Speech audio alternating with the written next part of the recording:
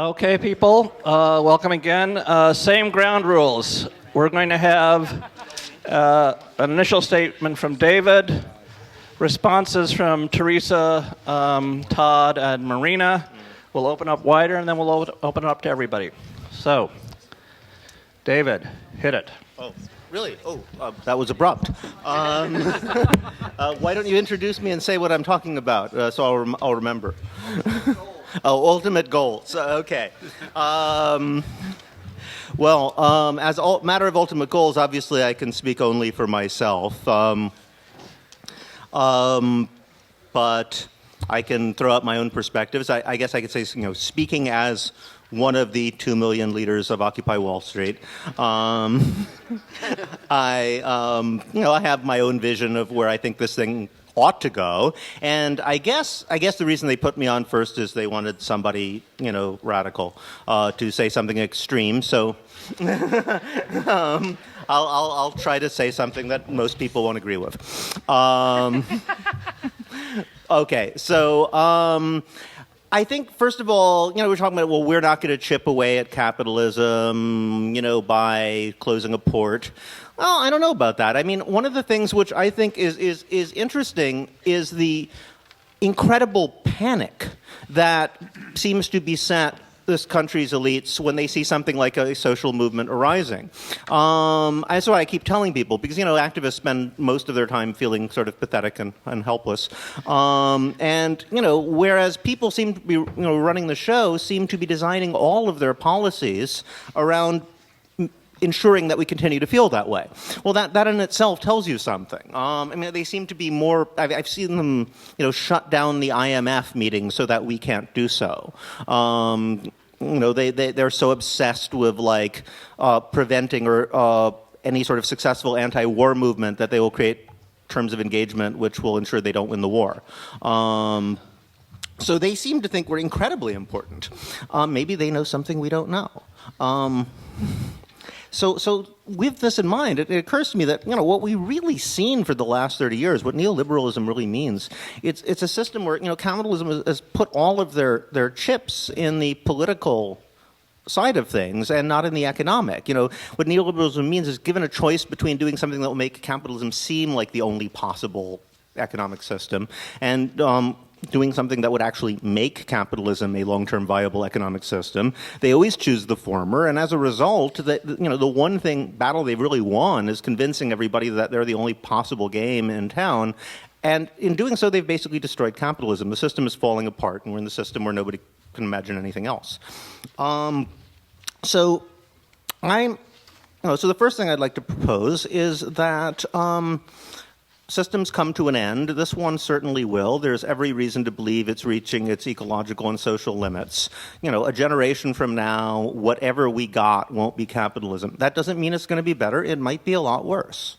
So it seems like the worst possible moment to have a conventional wisdom saying we shouldn't be trying to think of something better right now, which seems to be, the reaction. I've never, back in the 60s and 70s or even 80s, when it seemed like there was no prospect of capitalism really coming to an end, all intellectuals felt that they could be against it. Now that it's actually tottering, you see a remarkable number of people suddenly coming around to defending the system and giving it advice.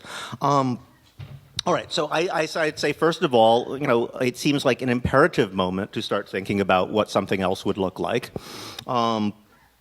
I would also make the argument about democracy. I think that when we talk about democracy, we need to talk about the conditions that make democracy possible.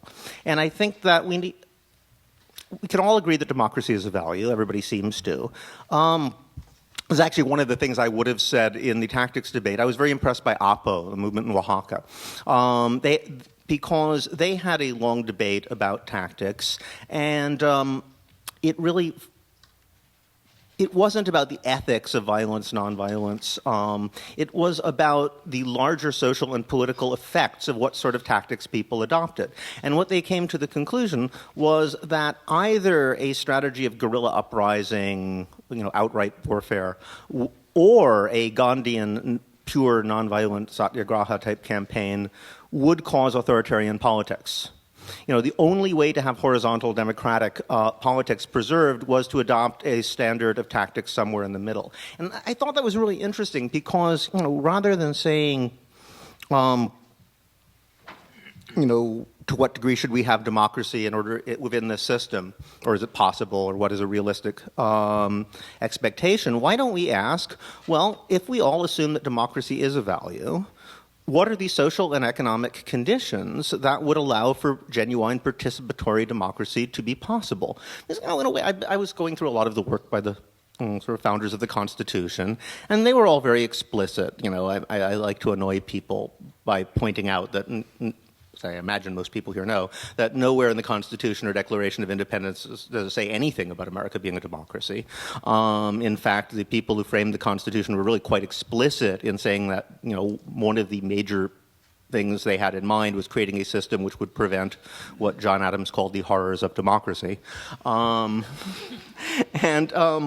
they had some fairly compelling arguments. They basically said, look, we have a society based on vast inequalities of wealth. John Adams said we have 2 million people with property and 9 million people without. What's going to happen if you have majority vote? You're going to have class warfare. They'll abolish the debts. They'll redistribute the land. He also said, there's people who are used to giving orders and people who are used to taking orders. People used to taking orders, if they're given the vote, are just going to form factions and follow charismatic leaders. Whatever you think of their particular arguments, they had a point, which is that the idea of genuine participatory voting by assemblies, what they imagined direct democracy to be like at the time, would be problematic under certain social conditions. But it seems to me that if we agree that democracy is a value, we need to think about what are the social conditions that would allow us to really have democracy. And what kind of democracy? I mean, they also assumed that democracy is a battle of interests, essentially. There are other traditions. One of the things very impressed me about the Zapatistas, there was a debate between Marcos and that he later reported, and people of indigenous communities he was trying to organize, because originally the Zapatistas was a bunch of urban would-be Maoist guerrillas who came to organize these communities and were forced to completely change their minds about what they were doing. But they had big debates about the nature of democracy. Whether you're talking about majority vote, whether you're talking about consensus, whether you're imagining democracy as a play of interests as opposed to democracy versus a mode of communal problem solving. And they gradually, and he said, these the people who are trying to organize say, no, we have this method of solving problems. That's what democracy is supposed to be like. And we propose this method for the nation and the world. That's what democracy should be. And it's hard to argue with that. The question is, what would it take to have a society where we have a lot of pressing problems we need to resolve, and it would be nice to do so in a democratic fashion. We all agree on that. Well, what would it take to get there? In this sense, I think we need to listen to the Founding Fathers when they say, like, extreme inequalities of wealth, or perhaps any significant inequalities of wealth, or, a society where some people are used to taking orders all day and other people are used to following them, won't actually support a system of democracy. But that's not an argument not to have a system of democracy, which was their conclusion. It's an argument not to have a society like that. So it strikes me that if one is going to pursue this to its logical conclusion, the only way to have a genuinely democratic society would also be to abolish capitalism in the state. We could argue endlessly about what that would mean in practice. I find it a little silly that people always want a blueprint because, that's not how social change has ever happened before, right? It's not like some guy in medieval Florence came up with an idea for capitalism and, proposed it and worked it out, and everybody said, okay, that'll be a good idea. We can't anticipate problems that will occur once we move in that direction. But I think that we can think about, we have reason to assume that the brains are there. If half the people who are now working on creating new securitized derivatives were actually working on how to set up a monetary system or economic system which would redistribute things fairly to people who actually need them, I bet they would come up with all sorts of ideas. There's endless possibilities. But I'd like to throw out one final thought about what that would be like only. I will say, yeah. So the question of would a free society be one based on Would it have a place for markets or would it not? The question is like, I don't know, but I want to build the institutions where people can make those decisions for themselves so we can find out. And I think that's why focusing on democracy as the initial element is so important. I will say this. I think that this is something that one of these things you never get to say. I was at some cocktail party with some rich people, and one of them was saying, well, what do you guys really want? Are you saying you want this total equality of wealth? I mean, you just want everybody to have exactly the same? And of course, I formulated a pretty good answer to that, and then they changed the subject, and I never got to say it. So I'll tell you. I remember being really impressed by an archaeologist friend of mine about, this might seem extraneous, but it's not, Uruk Wan. It turns out that our entire conception of history has to change because of some radiocarbon dates that people had gotten wrong. It turns out that urban civilization was extremely egalitarian for the first 1,000 years. They used to think it was 20 years, but it's about 1,000.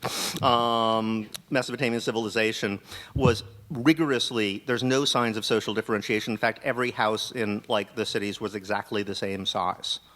They were obsessed with exact equality, and something gave out, and nobody was quite sure what. They used to think it was urbanization itself. Clearly, it's not. Now they're thinking it's beer, but I'll go into that. Yeah, we could go into that later. The point is, in a way, that obsession with equality is itself brings the fruit of the problem, because it means that everything can be compared and quantified. So I think the answer to that question is, we don't want a society where everybody has exactly the same, or is worth exactly the same. We want a society where asking that question would be idiotic, would be meaningless, because people are all different. People have different projects, values, and ideas. There's no reason these things should be made commensurable. We've created this bizarre system to make it so, which is itself the problem no matter what we do with it. And thus, what I think our long-term vision is, insofar as people who feel like me, is I want to see a society where people are sufficiently secure in their basic needs that they can make up their own minds what sort of larger structures of value they wish to pursue, which are going to be inherently incommensurable. They're going to be all over the map. They're going to be things we can't even imagine. And that's what a free society would actually be like. Thank you. Todd, you're going to be next, but let's keep comments about 5 minutes each in response. Yeah, I will. Todd, 5 minutes. Alphabetical? Because No, she's one letter in front of me. No. It says in this order. Let's have you. Maybe you. No. But with a microphone. Okay, here we go. 5 minutes. So I'm happy to pick up where David left off. Actually, I would radically dispute the notion of ultimate goals. The notion of ultimate goals kind of gives me the creeps. I don't think we're about ultimacies. At least I'm not. Plurality is a good place to start. The principle that a society affords people the space in which to become who they wish to be. Now, that's easily said, but I think it's maybe easier to be clear about what's ruled out if we adhere to some value of that sort. What's ruled out is absolutism of various sorts. I can think of three that are in particular relevant. One is the absolutism of the state, about which not that much needs to be said. The means have changed. The right to require of people that in order to get a parade permit in Chicago, you have to specify in advance how many objects you will carry, is an absolutist principle, and it is forbidden in a decent society. Just as the ownership of persons is forbidden in a decent society. So that one is analytically quite clear. The tyranny of capital is a second form of absolutism that is indecent. Part of what happened in the run-up to our current situation was that a conspiracy, in the sense of people breathing together, of bankers and technicians with PhDs and rating agencies and investment bankers, insurance companies, and affiliated politicians contrived to create an international economic system in which if you were a citizen of Iceland, you essentially had no choice but to put your money in a bank that was heavily invested in securitized mortgage, whatever they're called, which had been declared to be commensurable in value because some agency, a rating agency, found it profitable to promote its measure, its universal measure of value of this junk. And that's how the world crashed. The tyranny of capital is a real tyranny. There is actually another one way down the pike, which is, I think, of some moment. I won't dwell on it right now, but there is, I think, also such a thing as the tyranny of participation. And it needs to be recalled that not everyone who comes by an encampment feels empowered or liberated by the opportunity to participate in the 14-hour meeting. Some of them are people who don't like meetings. Some of them are taking care of children and have other obligations. Way back when Steve and I were young, some of our comrades in SNCC, the Student Nonviolent Coordinating Committee, liked to say that freedom was an endless meeting. Well, some people who'd been to a lot of schooling and liked both sessions might have agreed, and people without any other, people who were unemployed might also have agreed, but most people didn't. But that one is not what we have to deal with directly. So I think it follows from this principle, from the anti-absolutism, that horizontality, as it's been called, is a good principle, is a sound principle for all kinds of social organization, because it's self-limiting in the sense that Jonathan mentioned. It limits the ability of any one or persons, clumps, groups, networks to dominate others. So, I mean, that's sort of simple but elementary. Now, I think there are two approaches to goals, let's say lifetime goals, so let's say the lifetimes of the youngest people in the room. What are reasonable ways of thinking or sensible ways of thinking about goals? And I think there are essentially two sides of this street that are different but do not necessarily diverge. And Todd, you have 1 minute for each of the two. Okay, here they are. One, the creation of institutions which are prefigurations of good life.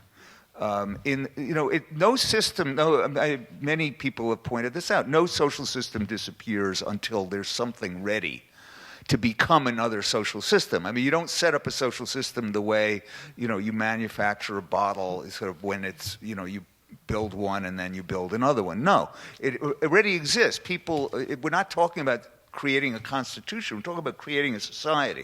The people who create a society are people who live in a society. And it happens that they live in the old society until year zero when they decide that they're living in a new society. Counter-institutions. Secondly, there are reforms that deeply matter by way of being conditions for democracy. The principles are, in my view, they are reforms that open up possibilities for democracy. One thing plainly that's required is that money be taken out of politics. That's an essential. That's not an incidental reform. That is fundamental. As long as Sheldon Adelson can buy the candidacy of Newt Gingrich for a couple of weeks, and then his wife can buy him another couple of weeks, this is a farce. But there are other such reforms. There are reasons why we should value pensions. There are reasons why we should value insurance. There are reasons why there should be progressive taxation of wealth. I'm not up for absolute equality for various reasons, but obviously the principle is serious. And reforms of that sort will require multiplicity of tactics, working in all kinds of fields, none of which ought to be thrown into the outer darkness, consigned into the outer darkness as forms of co-optation. Because the world we want to change is the world in which we live and in which other people live and in which they have commitments and desires and dreams. And if we really are embedded in the 99%, this is going to be a very arduous, difficult, and intricate process of many different flavors. Okay, thank you. Yeah, thanks. Right, thank you. Todd and I did not coordinate, but I agree very much. So I'm going to amplify actually that last minute. I'm a professor here at the New School, and I want to welcome everybody here, and I want to thank my colleague, Jim, thank you, for organizing this with Lawrence. So thanks a lot for this. We do have a very expensive education. The degree costs a lot, but this is free. So welcome to our space, and I'm glad we're here. I'm very proud and moved to be here. I'm also here because I want to give tribute to the Occupy movement. In the space where I operate, which is economic policy, the Occupy has changed those negotiations and those visions. I was in South Africa during break, and I got off the plane and went to Boca Raton to speak to over 2,000 hedge fund managers and private equity managers. And that was in a resort at Boca Raton, and it was protested. It was picketed by Occupy activists. And I was so grateful because when I walked into the room for my plenary, 1,000 people I spoke to, I got to have a space to say things I normally wouldn't have said. And so I thank you for that. And that space is about how do we share, all of us. I was speaking to the 0.1%, not the 1%, but 0.1%. What is our vision? What are the folks out there? What are the cops that are protecting us and them? What are the hotel workers who aren't unionized? I mentioned that to them. Talking about. So there was a platform on which we could all share a vision. That's why we're here on the panel. And that is I'll give you the language, shared prosperity. This is the idea that shared prosperity is practical, and it's also achievable, and it's also desirable. That's what the South Africans are now talking about, 15 years away from their revolution. Should we nationalize the mines or not nationalize them? How do we correct for the inequality? It's the highest in the world. Is it a means, or is it actually a goal to have a more equitable societies? And those are very real discussions. So those are the kinds of things I talked about to the 0.1%, is that we're in this together, and we have to actually have a method for ultimate goals. And I also said, I actually have 5 things to say. This is the second, and I mostly say that to give you hope when I say this is the 4th. The second point is that we can look back to our past, and really a recent past, about what a narrative, a vision narrative would look like. And it's not the Clinton administration or Carter, but it really goes back to Nixon. There we came off the 60s and had a number of very important federal policies that really parallel in terms of revolution and changing what American worker households could expect, much more dramatic than the New Deal programs. Because the Nixon administration were facing lots of protests, and it wasn't just marches, but it was also picket lines and sit-down strikes and sit-downs, sit-ins, and strikes. We had a labor movement who represented 25% of workers at the time, but 35 and 40% of workers in key value-adding industrial sectors. Because of that environment, that platform negotiations, we got a minimum wage that brought full-time workers up above the poverty line. We haven't hit that since.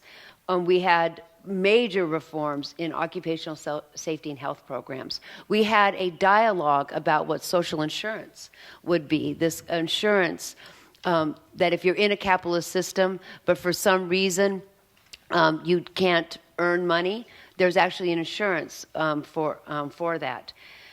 So I'm going to hearken back to those times, right in the 60s and 70s, when we had a program that incidentally narrowed the inequality, but actually led to an economic and social structure for growth. And then we could talk about growth extending to developing countries, and we could have a platform to talk about achieving Millennium Development Goals.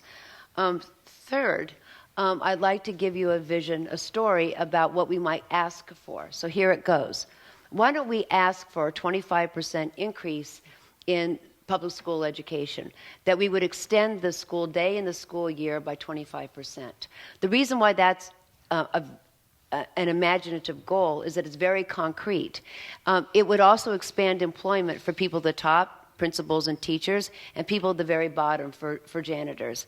It would be one policy that would actually help the labor market inequality. It would also, of course, invest in children.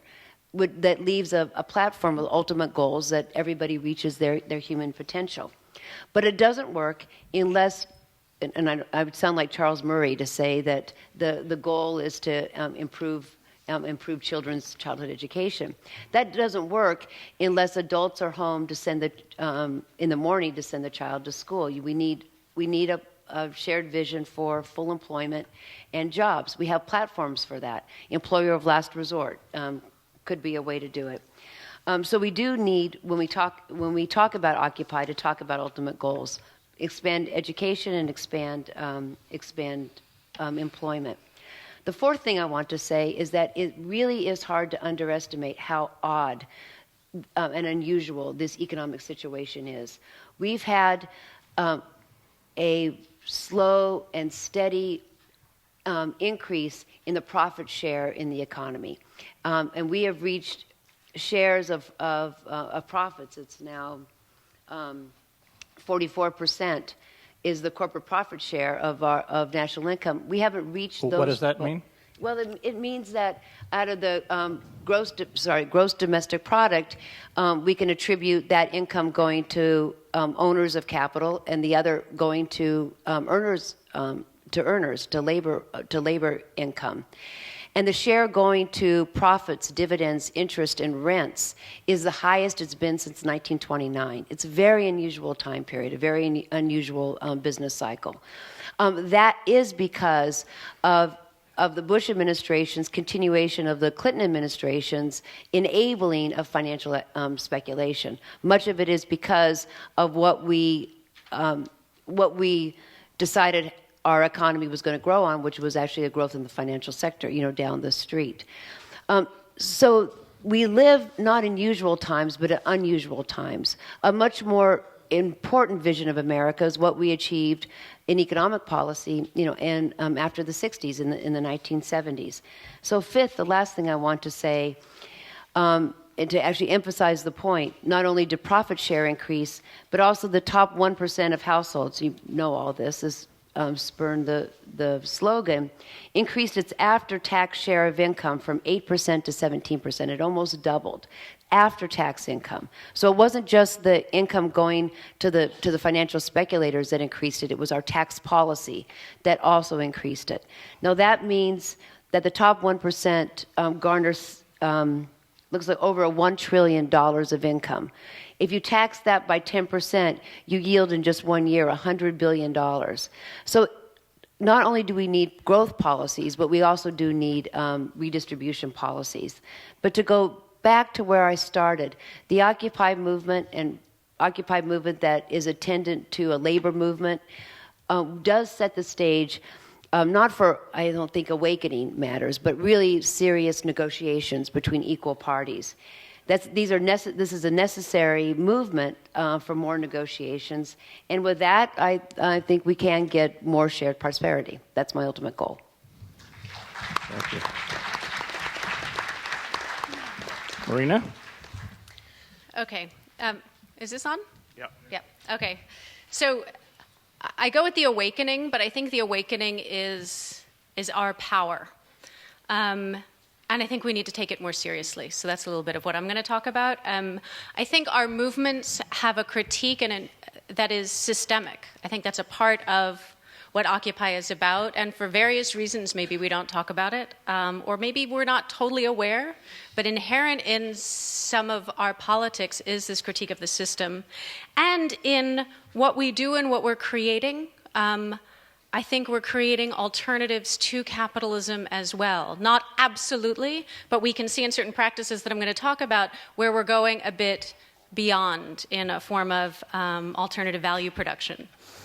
So this is kind of we must take ourselves more seriously part of this, our power and our social relationships. And that reforms, of course, are good, but that we have to go further.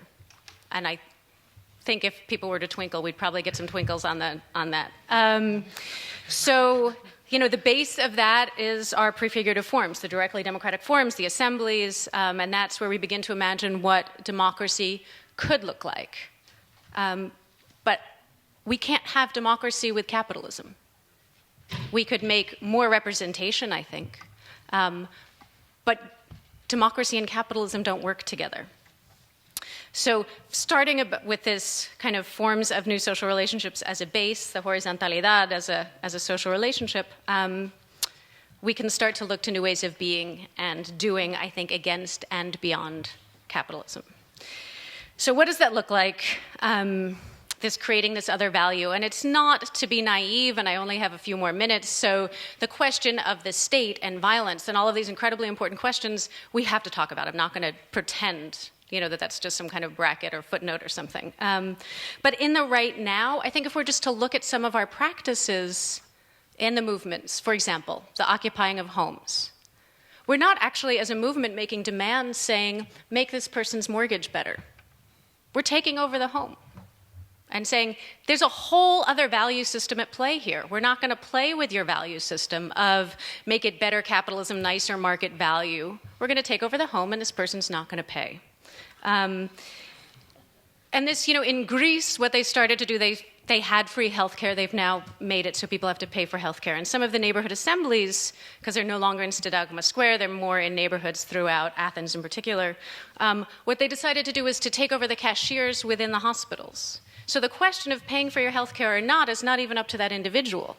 So it's changing the whole conversation about what's at value, it's human life. It's not saying make it cheaper. Of course, the movements don't want to pay for healthcare, and that would be part of what they're organizing towards. It's not a zero engagement with the state, but it's also a going beyond and creating a different kind of value there. The same thing with the stopping the evictions in Spain. It's a form of action that's producing a different kind of value that's about solidarity and taking care of each other. And this is, again, that let's take ourselves seriously when we look at what we're doing, that we are producing alternatives in a different way of looking at value that's about human life and solidarity, and it's outside of these other terms of capitalist production value, I think. One little example I also want to give, it's not little, it's actually massive. I lived in Argentina after the economic crisis in 2001.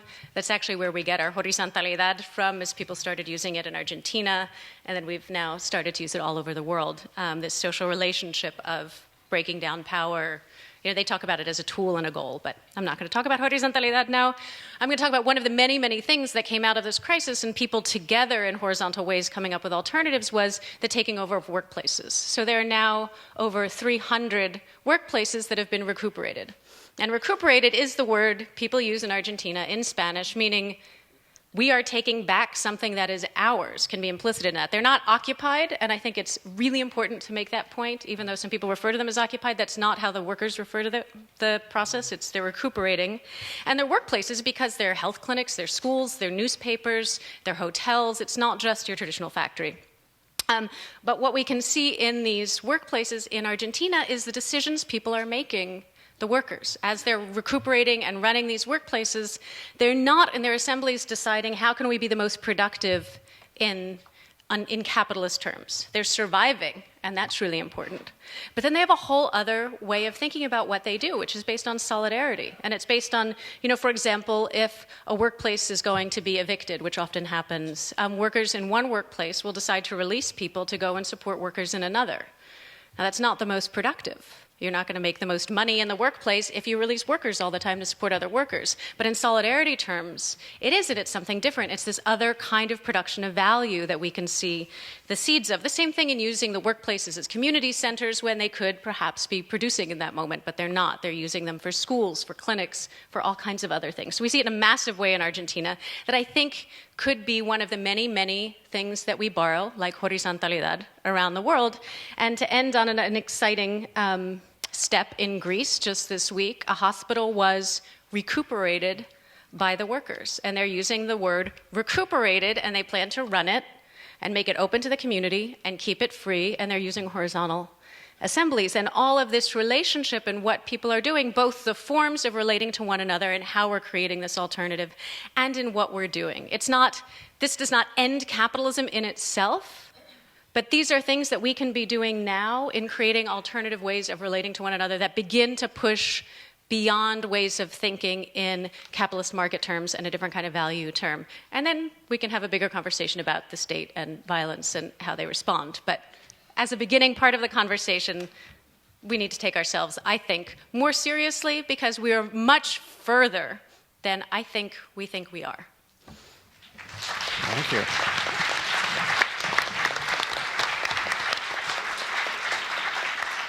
So let's start with comments from the other panelists. Anybody want? Let's start with you. Hi, I'm Stephen Lerner, and I haven't spoken, so I feel compelled being on a panel. I should say something, though I'm not sure I have something so brilliant to say. So in the labor movement, which is where I've spent my life, I often am the one that says, well, we're not thinking big enough and we need to have more of a vision. And then here at this table, I feel like I must be some kind of pork chopper or something because I'm just like this practical guy that's saying, so what happens next? So I'm going to try to draw a line between the two, which a little bit is what I'll say later. But I think everybody's, and this is the risk of pissing everybody off by saying everybody, well, not everybody's saying this, but there seems to be a little bit of it's one or the other here in everything. You're for violence, you're against it, you're for grand vision, or you're for reform. And I want to throw out that maybe it's the intersection between some of the horizontal and the more traditional vertical organizations that takes us to critical mass and the possibility of building a movement that's broad enough to win really, really big change. And I think the danger here sometimes is we define ourselves as either being for transactional negotiations, I want a quarter an hour at work, or for transformational change in capitalism. And I think in the real life of organizing workers, we have to do both simultaneously. And I'll give a specific example in terms of, you brought up Occupy Homes, which I'm spending a lot of time on, that it takes different forms in different places. And in some cases, it's about liberation of homes.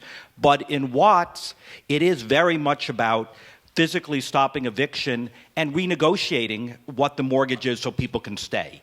And that it's part of, the number's actually pretty incredible. More homes have been destroyed through foreclosure than were in the riots. And so I guess what I want to throw out here is I think there's an interesting way to think about how we do both at once that lets us scale, which is a question I've been obsessed with my whole life, is how do we do things that are breakthroughs, that are excited, that let us reimagine how the country operates, the world operates, and how do we do them in a way that potentially they're reproducible enough? And so the Occupy the Homes piece, which I think is so exciting about it, is it marries the spirit of occupation, but in fact there is a demand that could be won, which is that $700 billion in negative equity should be wiped out, which, not transformational, but actually would not be a bad thing. If it would reduce the average mortgage in the country $432 a month, it would create 1 million jobs, et cetera, and it would be, but more than the narrow, we could call it narrow victory there, is I think it lets us say we could take on the biggest, most powerful institutions in the history of the world and flip the contradictions of capitalism on them so that they have to do something that both is good for us and weakens them. So I don't know where that fits in, but I think we can do both at the same time.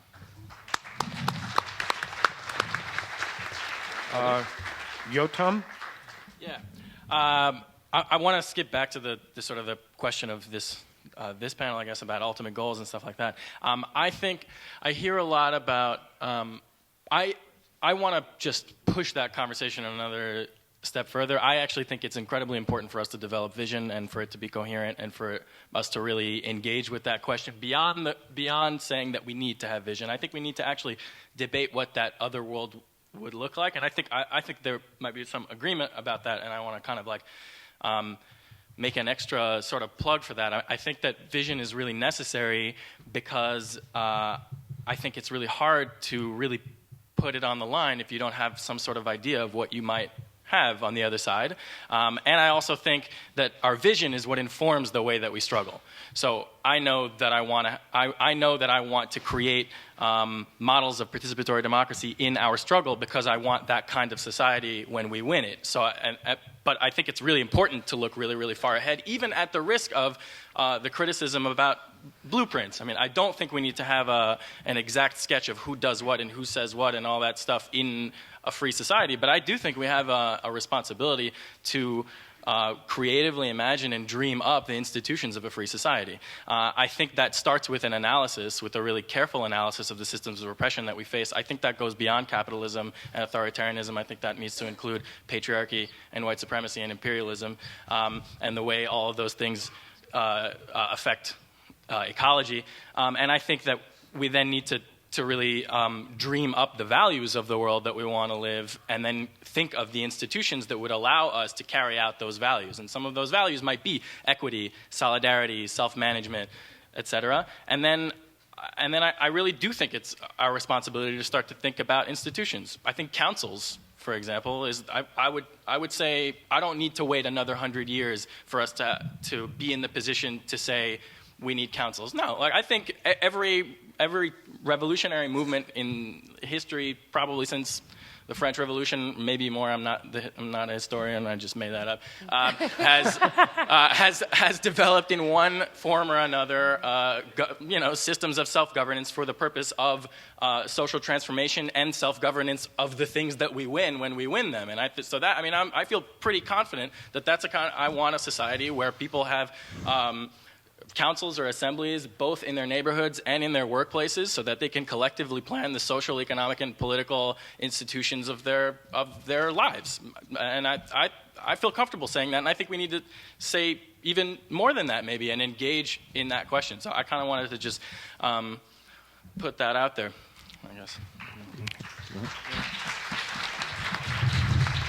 Jim, I'd like to press a little bit on this because the whole question of ultimate goals. And this conversation is reminding me a little bit, it was the French Revolution that triggered this, of Condorcet. And Condorcet wrote what became the Jacobin Constitution that was never implemented, which for its time and place was a radically democratic institution. It's a document that rallied the Chartists in the 1840s.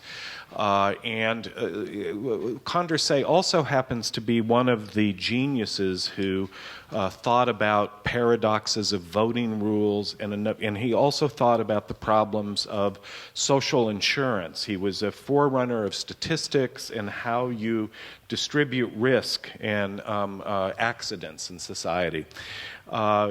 I bring him up because Condorcet, if you go look at this Constitution, it's a sort of what it proposes is a set of nested General Assemblies, that it goes from a very local level, but it keeps going and going because he assumes that somewhere there has to be a center that is aggregating data over a regional area which then generates a state that ostensibly is democratic, and it has a horizontal dimension, but it's also vertical.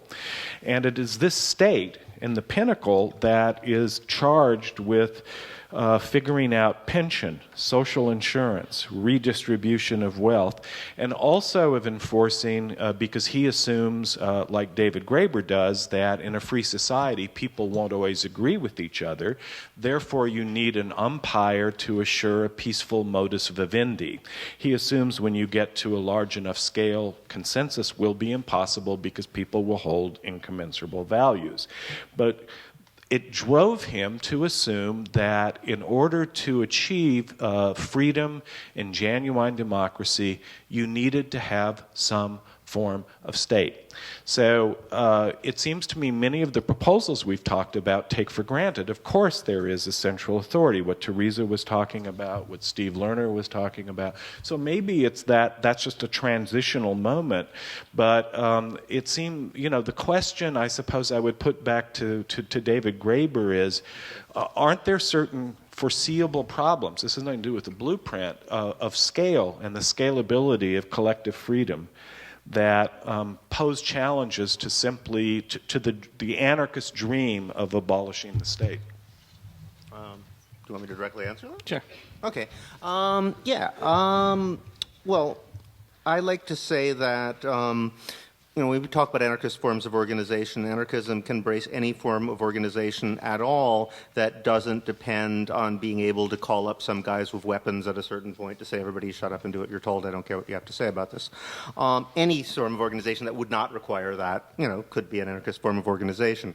In terms of incommensurability, actually, that's what I actually take issue with you, because one of consensus process as it has emerged from the 70s at least, and maybe this is the breakthrough that it really comes out of feminism, I think, has been basically about the problem of how you come up to compromises between incommensurable positions, which is something which in theory you can't do, but in theory bumblebees can't fly. It's the same kind of thing. People do it every day. That's what you do all day long, is come up with compromises between, when you cook a meal, the healthiness versus the ease of making it versus the taste, are incommensurables, yet you compromise between them all the time. That's what life actually consists of. So in a way, what people have been trying to do is come up with a form of democracy that can do that. So I don't think you need a systematic bureaucracy of violence in order to overcome the problem of how to compromise between incommensurables. You just agree on principles of things that you want to have in common, and you actually try to listen to each other and assume that you're never going to actually win someone over, and you wouldn't want to. It's a little like Hobbes and Herder. Hobbes is saying, well, there would be a war of all against all because everybody wants the same thing because they're all the same. Herder's saying, no, they're going to be pursuing different values, so they're all going to go off to different corners of the world and be interested in different things and maybe have contempt for one another. Why would they fight? In a way, incommensurability could create greater possibilities for peace. I would distinguish between, large complex structures that go beyond simply assemblies, which of course will have to exist in a million different forms, and a state, which is a systematic bureaucracy of violence. If I could press you on that, we would like to have local participatory democracy just because that's the scale that you can have it at. Mm-hmm. So all of us here are having our little local participatory democracy, and all the millionaires in Purchase are having their little participatory democracy. How do we get the money from the people in Purchase here unless you do have a strong state along the lines that Teresa's talking, where you are able to tax? Just in practice, if you are trying to keep democracy local, the problem is going to be that right now local places have completely different standards of living. Right. We're talking about different time scales. That's why I started by saying in order to have a democratic society, we would have to massively change the economic order. So you do that now first? We're talking how to get there.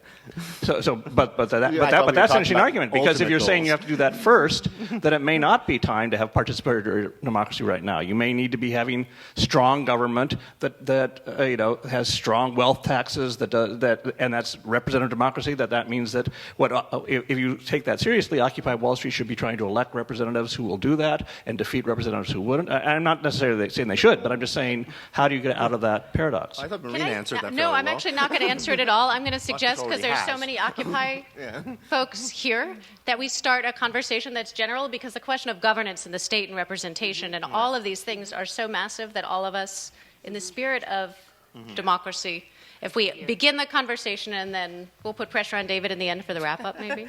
Yeah. You're skipping to number 3. Okay, that's fine.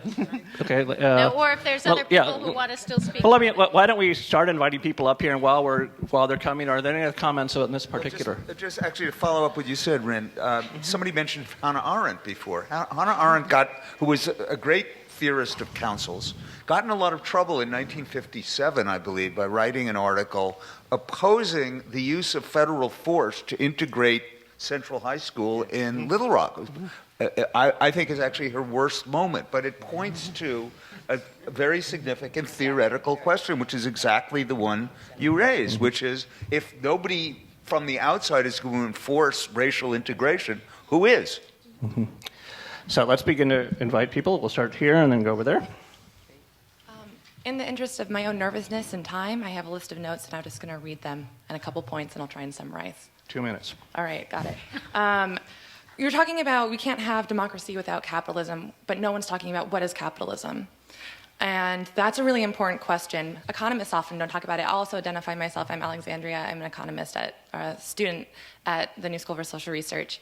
And that's a really big question. And it's easy to talk about economists as though they're the bad guys, but also know that you have a bastion of hope out at the Social Research School, trying very hard to help do these things with TERESA there. Okay, and part of what capitalism is this tyranny of capital. It's the idea of profit. But the problem is not that people are seeking profit necessarily. It's that you need profit to do things. You need money in order to have power. You need money to buy health. You need money to buy food. And you need money to stay in business. And you need money in our electoral process.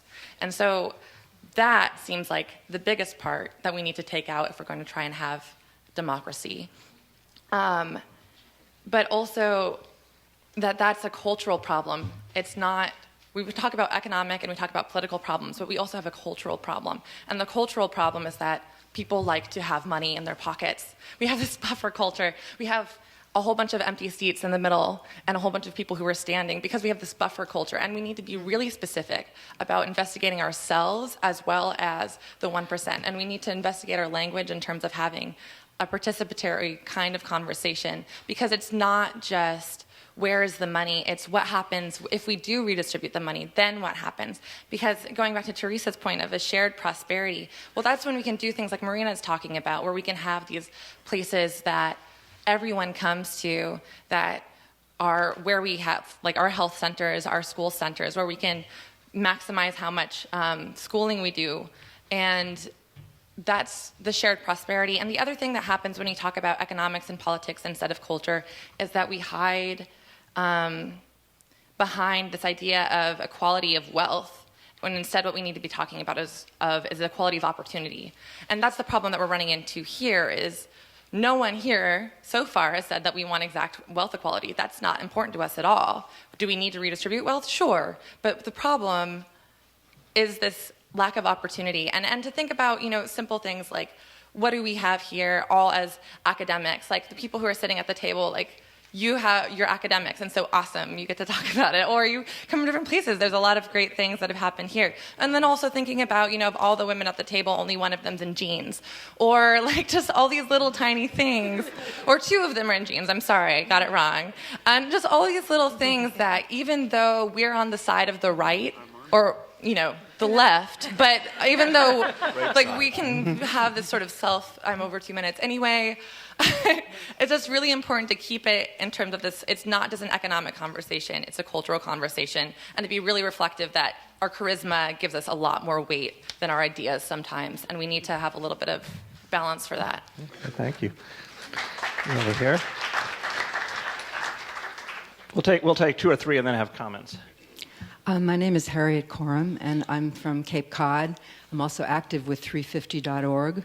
And I just wanted to raise the question of, as a goal, having a planet that's hospitable to us and to our grandchildren and children, and that put in a word for this leaderless movement that has its prophets, including Bill McKibben and Vandana Shiva, and also Jonathan Schell, but that has taken inspiration from the Occupy movement. And I just wanted to say, as a goal, I think we have to remember that goal of working on this stuff, and that this movement has been energized by nonviolent direct action, which I was fortunate to be part of. And I think that it's a tremendous, whatever you say about it, it's a tremendous, powerful force for bringing new people in. And I also want to just thank the Occupy movement, people that are here and who've been doing all this work. And just to say that looking forward to what happens next. And I hope that it takes inspiration from people like the Council of Elders, who worked with Martin Luther King and worked with the Civil Rights Movement, who are with you and with us. Thank you. Thank you. Hi, my name is Patrick O'Donnell, and I was just wondering if you could maybe address a couple of assumptions which may not be self-evident to people who are not part of Occupy Wall Street. And one of those is, why is direct participatory democracy better than a representative democracy or any other system of government for that matter? Because certainly one can imagine the direct participatory democracy making as bad decisions as representative democracy or another system. And then the second would be why capitalism is incompatible with democracy, or not even just capitalism, but any kind of economic system. Do you have to have a particular kind of economic system with a particular kind of democracy? Thanks. Thank you. Why don't we start with that? Jonathan, you want to address that first? Just one comment about direct democracy. I think the great thing. Closer, I think the great thing about direct democracy is precisely its directness. That people are taking action immediately and in the first instance in their own communities and expressing themselves and so acting. You might think of representative democracy as detour democracy. In other words, you first appoint somebody and you have to create a vast distance between the citizen and the representative, who then becomes the actor, and the citizen is depoliticized. But within, between the cup and the lip there, comes the super PAC. And so it's very corruptible. And the lack of vitality means that it's much easier to corrupt than would be the case, it seems to me, if you were able to conceive and then found something that was more directly democratic. David? Yeah, I mean, direct democracy is superior to participatory democracy because people should have control over their own lives. I think it's hard for us to think because we think of a language as created by 200 years of propaganda. I mean, if you go back to the discussions of the creation of the constitutions, they were really explicit. They said, well, there's three principles. There's democracy, aristocracy, and monarchy. Democracy is the worst system. We're not going to have that. We're going to have something with small democratic elements, but it's basically going to be aristocratic with a monarchical element in the president. So rather than say, and this system was called a republic. In the 1830s, Andrew Jackson said, I'm a Democrat because the franchise widened wide enough that people liked the idea of democracy. And he won. And the same thing happened in France. The same thing happened in Canada. People started calling themselves Democrats. Within 5 years, everybody was calling themselves a Democrat. And they simply relabeled the system, which was created to stop democracy, as a democracy. And that's the system that we've got. It's a system that was created to prevent popular participation. It was, electoral system was self-consciously an aristocratic mode where we get these specialists and select which is supposed to be the best of them to think for us. No, if you think that's okay, that these guys really are the equivalent of aristocrats, the politicians that run our country, or could be, well, okay, yeah, then maybe it's not the greatest system. I mean, maybe that's the best system, but we have to talk about what's really going on here. Is it possible to imagine a representative system that would be better or that could be effective? Well, I mean, I think the solution that has come up with, there's two things that are interesting. I mean, until the 1770s, everybody agreed that election was the aristocratic system and that the democratic system was lottery. Sortition, like jury duties, basically. They would give people screening. If you're, except jury duties is mandatory. Anybody who puts their name in the hat, give them a basic test. If they pass the test, pick their name from a hat. All the people who passed the test. And that's what they did in Florence, that's what they did in Athens. There's a million other ways to do it. There's the sort of Zapatista recallable delegates. You have somebody there with a specific charge. It's not a representative in that same sense, but they're a delegate of a group. There's I say this in the context of I say this in the context of a planet that has, what is it, 9 billion people now, or 8 billion? Yeah.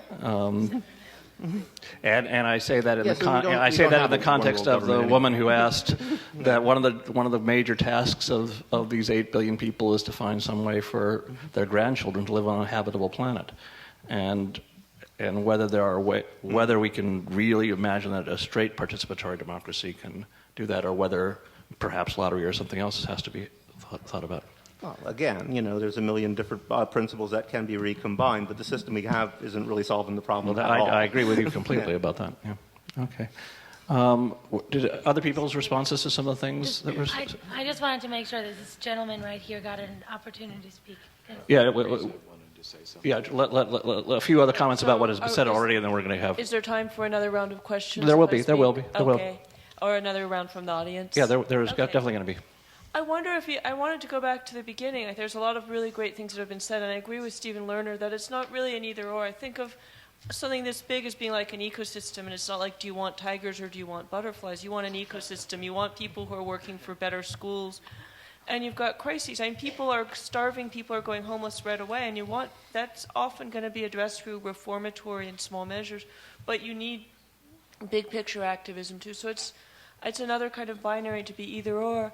But I also think that maybe it's not about goals, which are something over there we're not at yet, but this really amazing process that's been going on all my life, this being such an era of revolution, the revolution in thinking about gender and identity and power and everything else, that's really accelerated in some beautiful ways, that maybe it's not about goals but about definitions. When you redefine things, new possibilities emerge. If you define that capitalism and democracy are incompatible, different things emerge. If you define that actually we are so powerful that the 1%, the government, et cetera, are terrified of us, then other possibilities emerge. And if you get past Margaret Thatcher's "there is no alternative" and start to talk about those alternatives, then other things emerge. One thing that I think that, and we start to talk about them, something David's spoken about really eloquently or written about really eloquently in the past is the sense that we're all anarchists. I think it's David. Correct me, or if there's time. That in a sense we're all anarchists now. That our default assumptions are that we don't like hierarchies, we don't like domination, we don't like the authoritarianism of violence. And somebody at Occupy Wall Street a while back said we're fighting for a world in which everybody is valuable. I think that's maybe the ultimate goal, ultimate definition. But what does that look like is a question. But I also feel that another revolution that's been going on very powerfully in the last decade is a revolution in how we think about human nature. I've become a scholar of disaster because disaster is where you contest the assumption that we're essentially creatures of selfish, social, Darwinist, competitive, chaotic, stupid disaster movie behavior. And in fact, people in disasters behave very altruistically, generously, improvisationally. It unfolds like a revolution. So I feel like also with us all being anarchists now, with what's going on, we're involved in this massive process of a fundamental redefinition of human nature, and that these redefinitions are not goals, they're processes that sort of bring us to new places which we could define as goals, except that in some ways we're already there, but we're awakening to them in some very exciting ways. And I wish I could talk about climate change too, which I think is sort of the most important thing in the world, but there's way too much to talk about because this is way too exciting historical moment. And way too big a panel and way too short and et cetera. But anyway. Teresa, you want to go? No, let's just go on. Okay. Let's bring in a few more. Let's start with you. My name is Yitzhak Epstein. I'll try to be brief. Let's talk about consensus. It works, yes, in a Clemson alliance where everybody shares values and has been working together. In some Quaker communities where everybody is practically family, etc. In Occupy Wall Street, give me a break. I've been there. No. Excuse me. Nothing wrong with Occupy Wall Street because of that. It's just built on the false assumption that we are sufficiently cohesive, sufficiently homogeneous for the consensus process to work for us. I'll not go there. Similarly, the issue of councils as a model for community. I've been to such things, and you know what? It is for those who decide to participate, among those who have the best skills to dominate. There are shortcomings there. I'm not against all of the things. There is a need for it. I will not go into the difference between participatory democracy and direct democracy, which are not the same, but I'll skip that. One more thing that has been touched on, but it is important. As far as goals and vision, the planet, and us and our species and other species and our communities. There is among us those who believe that unless we become hunter-gatherers very soon, And even if we don't want to, that's what we will become because of the disaster to come. We will become hunter-gatherers, and any other understanding of where we are headed is false, Jensen, etc. And then those who believe that we need a sustainable environment and sustainable communities, etc., etc., etc. I will not cross the T's and dot the I's, but the Tea Party is now mobilizing against something that the UN came up with in the 90s called Agenda 21 and so forth, and that is supportive of us going towards sustainable communities and sustainable development. But we are ignoring that. I'm on the sustainable community side because I do not want my grandchildren to become hunter-gatherers. But I'll stop here because other people have to talk. Just one quick question from you. What do you mean by the difference between direct and participatory democracy? Just in 2 or 3 sentences. Can do it better because he was there. Direct democracy means that we minimize representative democracy and we make decisions with the human beings coming together and deciding, and maybe we have some pyramidal where we send some people to a spokes council, whatever that is, etc., etc. This is direct democracy. Participatory democracy said it's not instead of the political system, but we should have power to decide things that affect us, like our children's schooling when we are parents, like our workplace when we are workers, and on those things there should be some democratic mechanism. That's my understanding. Okay. I may be wrong. Okay. Thank you. Do we want to? This was a rather do you want to just respond to him quickly before we go to the next one? No, actually, I want to open another can of worms. Okay. I'll hold off on. But does anybody on the panel want to say respond to the whole that people have to agree with each other before you can have that otherwise you get into the thing where. Yeah. Well, this is, I think, one of the places where there is a limit to direct democracy and participatory democracy, because if you have a group of people that are in a locality, and let's assume they're extremely altruistic, they're very communal, et cetera, there's a question of how do you think about further generations? How do you think about what other little communities are doing elsewhere that might have an impact on the decisions you're making? And that kind of global perspective is, and also intergenerational perspective is, I think, difficult.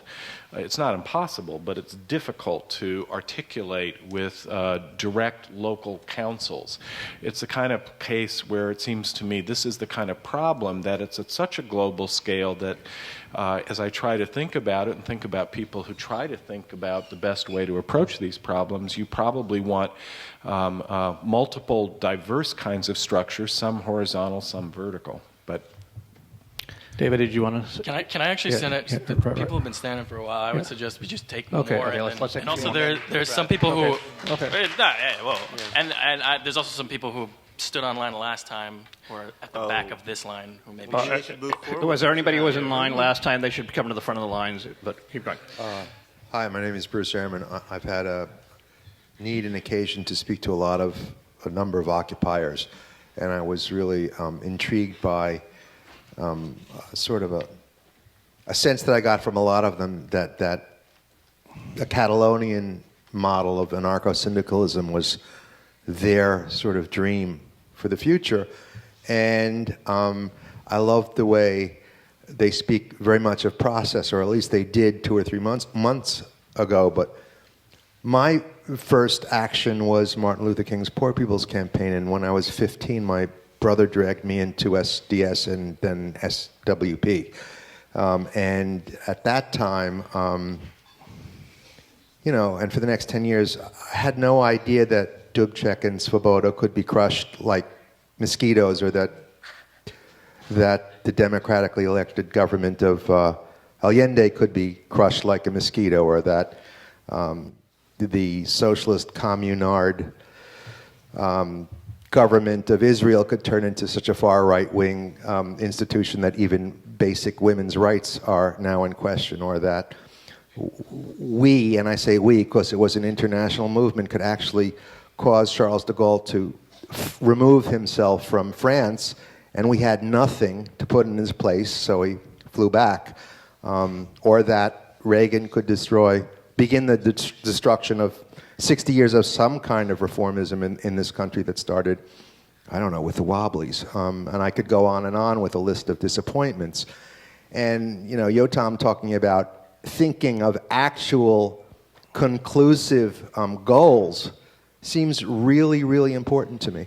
And I just was hoping we could address that a little more. Something in addition to process, wondering what you see is protective of this movement's future.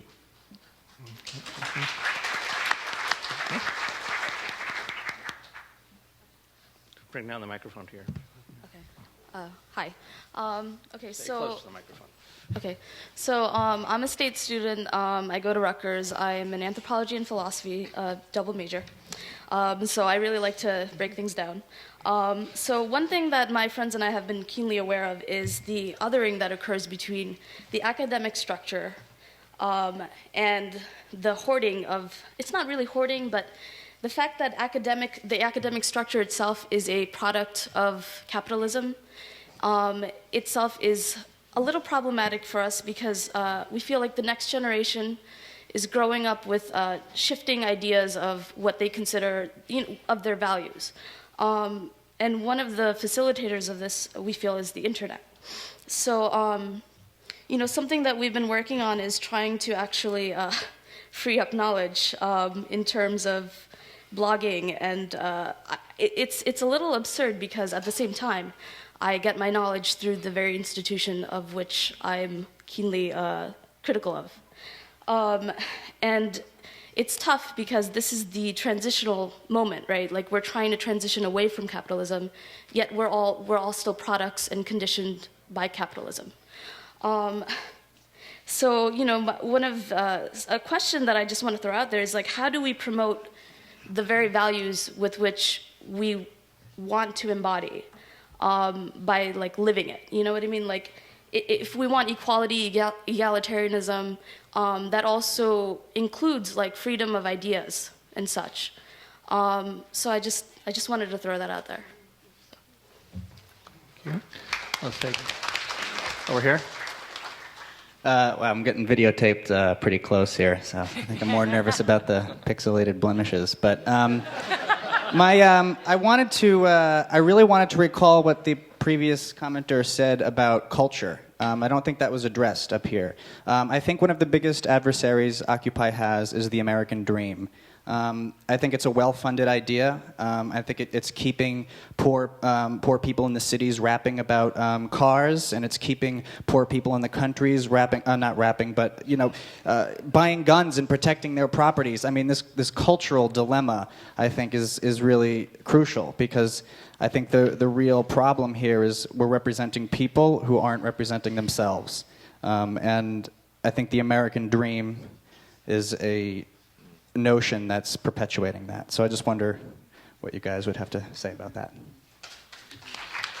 Why don't we take a break in collecting questions and? Should we just take these last two questions because we've got three people left. Do we have let's time? have the last. Okay. Stack it. Maybe if they're fast because. Okay. As long as we get back to we have been given a charge to answer a lot of these questions. Okay. Hey guys, thanks. This is a question that I had from the previous panel, so I hope this isn't taking us back too far. I feel like it is still kind of relevant. One of the things that I really appreciated about the last panel was the unpacking of a lot of the buzzwords that have been used in the last few weeks, violence, specifically.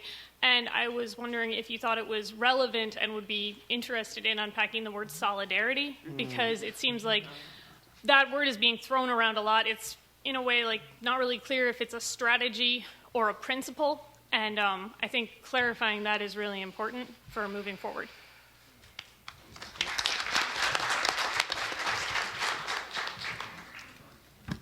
Hi, I'm Sun Young here from the New School. I have two quick questions, one for David, another one for TERESA, please. So for David, I was wondering whether or not you would be open to reformulating what you called creating socioeconomic conditions for democracy to saying, in the spirit of the distinction that was raised between participatory and direct democracy, to creating democracy in the social realm, in the economic realm. And I ask this because I hear a nuance which worries me that you may not necessarily intend when you say that, we need to create conditions or economic conditions beyond which people could go to, pursue their desires or needs. And I feel like this, somehow presupposes a certain denigration of labor and, active working. So that was the question for you. And for TERESA, I would like to challenge your I think faith in the idea of the possibility of shared prosperity. And I feel like you take inspiration and confidence in this by going back to the Nixon administration, by actually looking at historical epochs within capitalism inside the United States and saying that it could be better. And I know Yota mentioned, problems of imperialism in addition to those of race and gender. Now, I find a certain vacillation of between when we, invoke the idea of the 99%, talking about, financial capitalism, I think oftentimes here in the United States, and then jumping many, many levels above and talking about the planet. I think there are many gaps in the middle that we need to fill in, and just one fear that this idea of the 99% may feed into a certain idea of economic nationalism here in the United States, where it just goes into, a debate about, who's getting a larger, part of the pie when you talked, for instance, about the profit versus, the wage ratios of the GDP.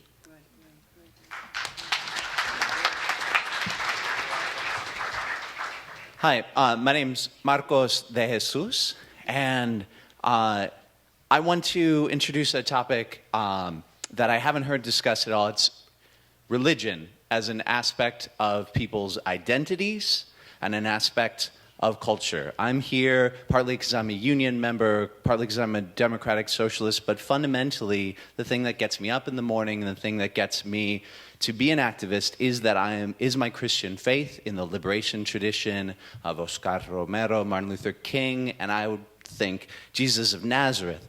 For me, one thing that was extraordinary about Occupy Wall Street is that I didn't face the type, I've yet to experience the type in Occupy Wall Street events, I've yet to experience the type of prejudice against religious folk that I've been accustomed to experiencing in some progressive and especially radical movements that I've been a part of. Occupy Wall Street fundamentally has done that, I think, because of putting a priority on voluntary participation, not as having that and just allowing people to come as they are and participate as they are. And that little corner at Zuccotti Park that was a sacred space had all kinds of religion up in it, and nobody tried to purge it, and nobody tried to push anybody else's symbol out of there. I think it matters profoundly as we consider ultimate goals, because you can't fight for a future that has no place for you. You can't fight for a future that has no place for you. And there's a strong tradition on the left that secularization is the first step to social progress. And I think that needs to be challenged as a Eurocentric assumption. It worked for Western Europe, maybe in some sense. But in this country, progressive social change, when the huge paradigm shifts have happened, they have included people of faith very often. Abolition, Eugene Jeb's movement, and the civil rights movement as a few examples. So just lastly, I just ask people to consider that I was extremely nervous to come out here as a religious person, coming out of the closet as a religious person. I don't think that's because of any weird thing in my psychology. I think it has to do with some real biases. And I ask folk to consider if we have anti-religion biases and whether or not that's helpful. Thank you.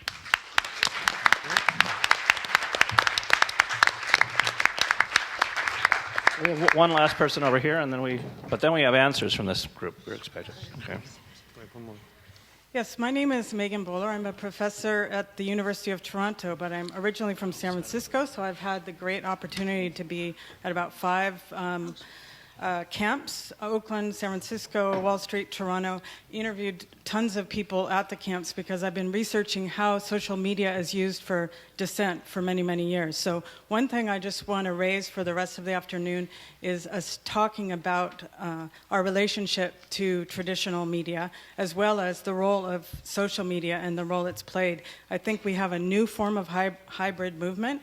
We haven't really talked about that, but these are our waning days of access to this, and I'm really concerned about that we have this now, we have this opportunity with social media now, and we may not later. One point I wanted to make, when I get lots of media calls to speak to international, national press, TV news, and they'll often say to me, why are there not any goals? Why has the Occupy movement not stated any goals? We've probably all received that question, and so I found really good ways of answering it by both saying there are goals and also saying something that I've really appreciated here, that the process is so important, and that this organic process and the social relations that it happens, that most of the women have been tending to emphasize that, which is interesting.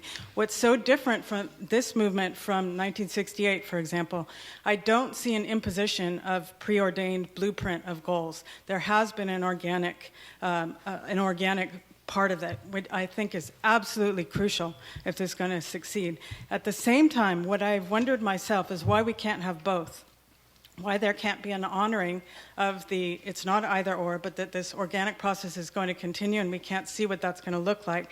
But why we can't at the same time be able to name, for example, to the media where we want, without the spectacle of tents, what's the media going to cover, right? As the spring comes and hopefully things continue. I have a concern about that. So there's been a lot around foreclosure. I'm wondering why the issues of corporate personhood and, like, for example, whether we take that to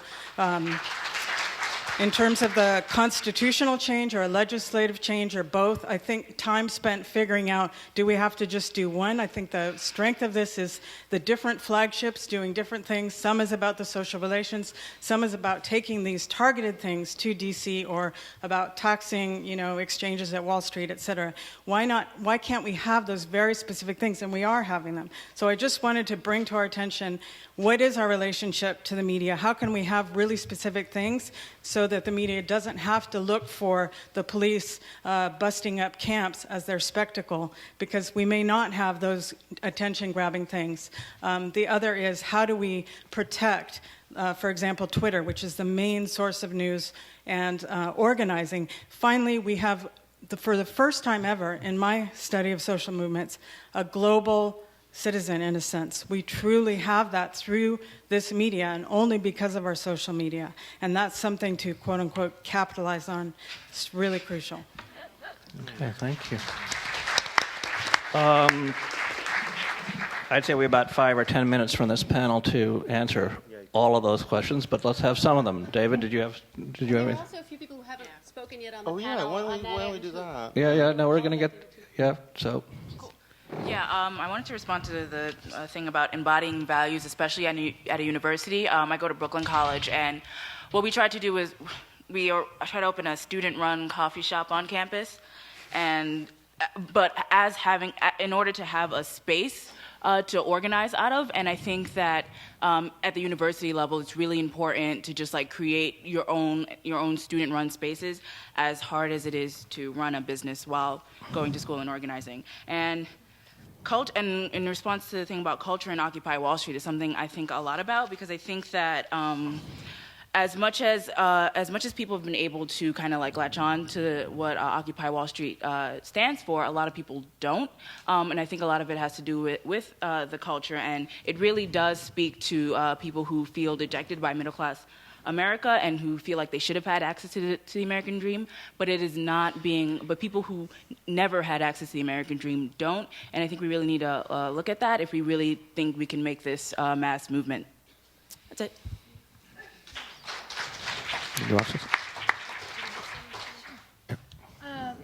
One thing that's been sort of addressed over and over again is the idea of the binary, and why are we searching for the answer when there is no singular answer. And I think actually someone brought up issues of ecology, and I think as that's what my academic background is in ecology. And I think that diversity and looking at things like an ecosystem is a really smart way to do it. And I think the bottom line is that there aren't answers and there isn't a destination. So I really appreciate what you said about faith and about bringing in people, and it's not just about religious people or not religious people, but I think the movement that I want to see is, I always say, I want to see a movement that looks like a subway car in New York City, like at Union Square, right? It's everyone from everywhere. And that, obviously, we've been talking about how difficult that is when it comes to coming to consensus, which is often why consensus feels super burdensome. And I think so that also, I don't like the term diversity of tactics because we talked about that sort of, it implies something other than what I mean. But what I mean is that I don't think that we need to fetishize any tactic. I don't think consensus needs to be an absolute tactic. I don't think that voting or any other it's not about finding the answer and signing your name under it and then selling a book about it.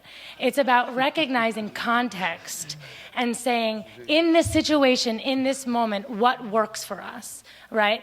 And so I think a lot of times, and I know I'm all over the place, but back to the religious part, I tend to be really kind of grossed out sometimes by the culture of the left, the academic, what was also referenced, culture of who can say something more eloquently, who has written more about this, who has gotten into what magazine, and we're talking about the struggle in a way that's completely inaccessible to the people who are living the struggle, right? So for the people who are most marginalized,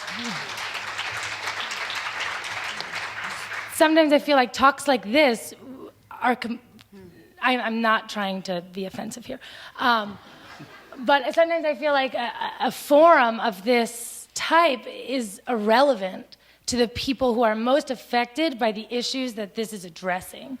And I think that's a fundamental problem that needs to be addressed, just like this young woman brought up. You know, you have to go to university, you have to go to college to understand why it's so messed up, you know? So, and that's a really big problem, right? Like, it's not until you get to college that you feel like you really understand the nuances of all the things that have been used against you in your life.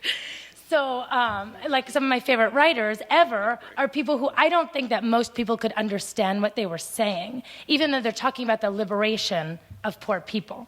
So it's like the poor people they're liberating aren't really able to get the words they're using that is like the road to liberation, right? So I think culturally, which I'm bringing it full circle, in terms of culture, I totally agree. I think the last thing I want to emphasize is that in this movement, I really want to see a culture of accessibility being emphasized, and a place where culturally it feels appropriate, whether you are of faith, no matter what your economic background, that you actually feel safe in a space to speak. Because even at places like this, a lot of times if somebody, came in here, some people who have been living on the street for 25 years, they have a certain way of speaking, right, in New York City.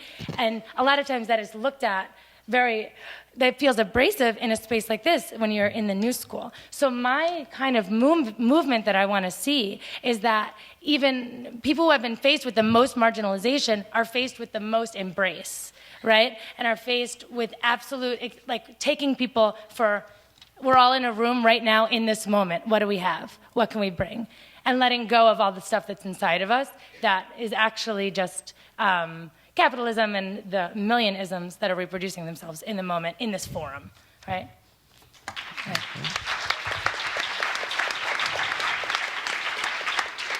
We have time for one or two more comments from up here, so. I just want to briefly say something. Thank you so much for coming up and talking about religion. And I'm sorry that it felt really intimidating, but I know why it is. I grew up sort of in and around the left, and there was a lot more. I think there still is some deep prejudice about religion. And of course, it's like, what do you really mean when you talk about religion? You're talking about authoritarian institutions far away, or are you talking about people's everyday practice and belief system?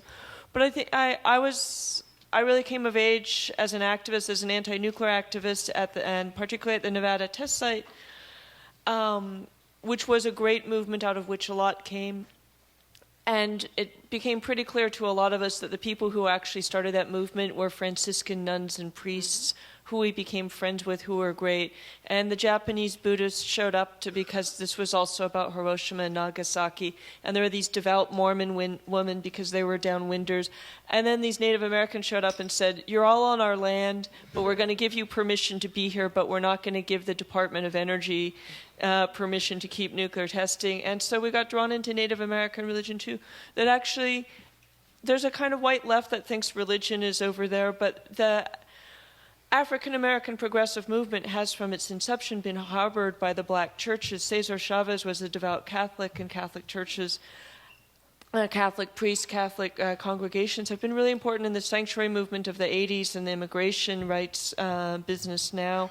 That the occupies on the West Coast, I've seen Buddhist, Christian, and very strong Jewish presences, I'm not sure what I missed, and Native presences and stuff. So I think that one of the things I really like about this moment is that it's really tolerant and inclusive, and it's not really the either or. If you're a punk rock, you hate country music. If you're this, you know, I feel like at our best we're post-sectarian, which doesn't mean we don't have strong values, but we're really, really interested in building coalitions and figuring out, like, you know, where our values matter, where we respect other people's values, and how big can our tent be. We should really take a break here for a second. Just to let you know that in the next session, we're going to get considerably more concrete.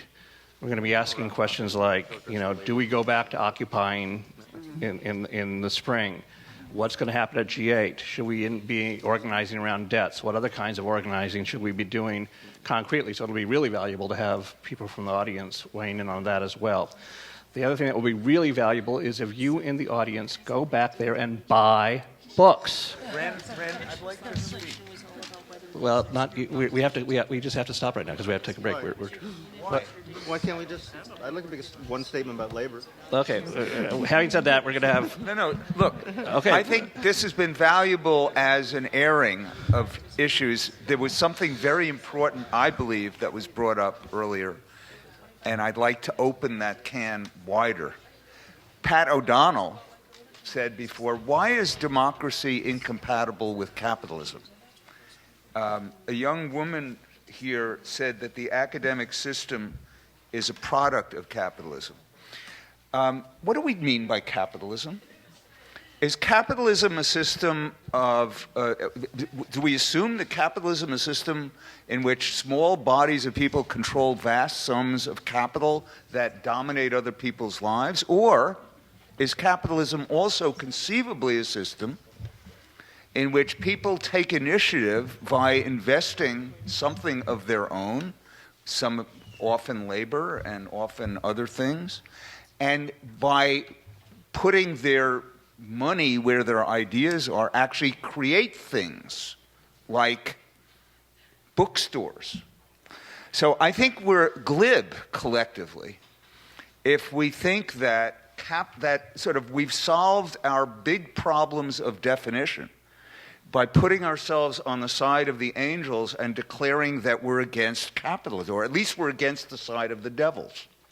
Because capitalism is a multitude of possibilities. The academic system long predated capitalism, long predated it. There was an academic system in France and England long before Todd, capitalism. 1 minute. 1 minute. No, but the reason this is not just moot, although it is abstract, is that we have to be careful lest we think we have gone to the heart of really difficult questions with bumper sticker slogans.